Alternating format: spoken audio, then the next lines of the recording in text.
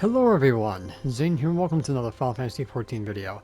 Today is going to be my final preparations for patch 7.4, and this is going to be guaranteed because this has nothing to do with crafting, gathering, or anything like that. So this is going to be something that you guys can do right now because we have until the 16th of December before the patch releases. And what we're going to be doing is stuff that you can do every single day to prepare. And also I'm going to explain why the crafted battle gear is still going to be viable and useful despite the fact that Savage is going to be delayed until January 6th. So the first thing, and now is the time to do this, start hoarding your mathematics if you have not done so. These are going to replace heliometry. Heliometry will go away and discontinued, and aesthetics will be discontinued completely. So if you have any aesthetics hanging around, make sure you exchange them in Mordona for heliometry. I think that's how it goes. So make sure that that is done. You want to make sure that your heliometry is capped the day before maintenance goes out. I don't know if it's going to be 24 hours since Savage is delayed, so you might have a couple of hours before on Monday, before the patch releases, to cap as much heliometry, and make sure that you cap your mathematics now, because you probably should have like around 1350 or something like that by the time the patch releases, because like I said, you're going to be using this to get the new materials for patch 7.4 battle gear. So try to do as many hunt trains as humanly possible to make sure these are capped out. Okay? Don't worry about getting any gear from mathematics. That is going to be discontinued when the new gear comes out anyway, and the crafted stuff will replace it, so don't worry about spending all this. Now, since I mentioned the hunt train, make sure that you do your hunt trains on your server and all the other servers if they're running to get the cracked Nova clusters and the prismatic clusters. These are for grade 11 and 12 materia. Okay, I will be linking the Discord for Loop. They will give you the channel where we have the A-rank trains, and make sure you favor those channels so they appear at the top of the list when you check out their Discord.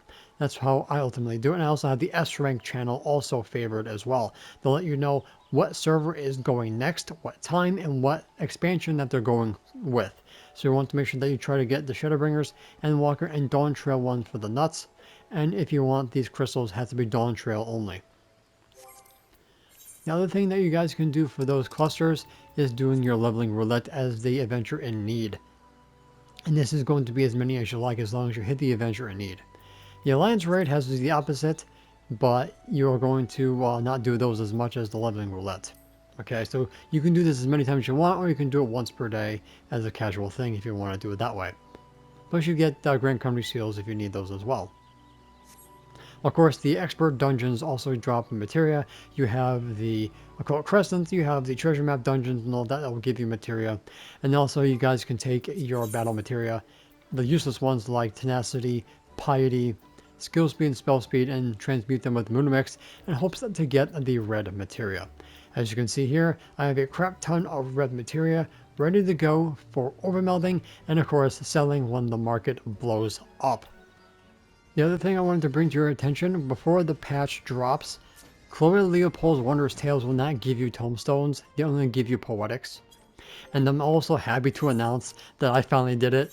I finally got my 3 lines. You have no idea how long I've been waiting to get this damn thing. I've seen so many people get their 3 lines and I never got it. I was always able to get like 1 right next to where I needed the 3 lines, and I finally freaking got it this morning.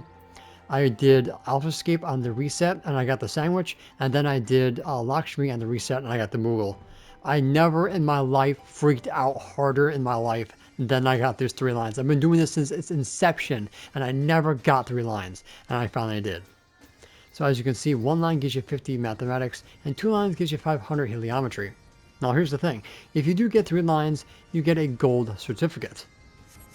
And the rewards for these gold certificates obviously is going to be 1 mount from the Four Hollows.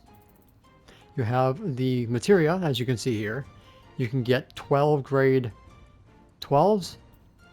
You can get 6 of the non-battle ones, 24 grade 11s, or 12 of the non-battle ones. But these here, the ornate ones, will get you 5 guaranteed slots in the crafted set. Will go for millions upon millions of gil. So when patch 7.4 comes out, when we get the new gear, if they are going really heavy on the market board, I might sell my gold certificate. Otherwise, I'm going to wait for 8.0. But ultimately, if you get the silver certificates, you also can get materia. 4 for grade 12, 2 for non-battle, 8 for grade 11, and 4 for non-battle. And I don't think bronze gives you much. Let's check here.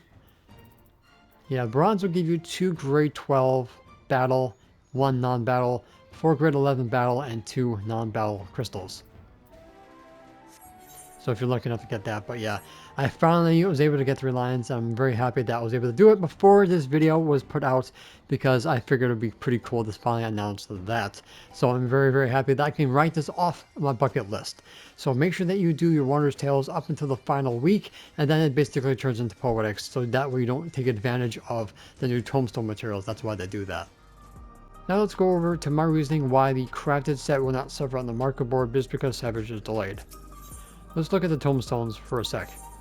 It takes 2 weeks to get a body piece, and then it takes 2 weeks to get a head piece, hand piece, foot piece, leg piece, whatever.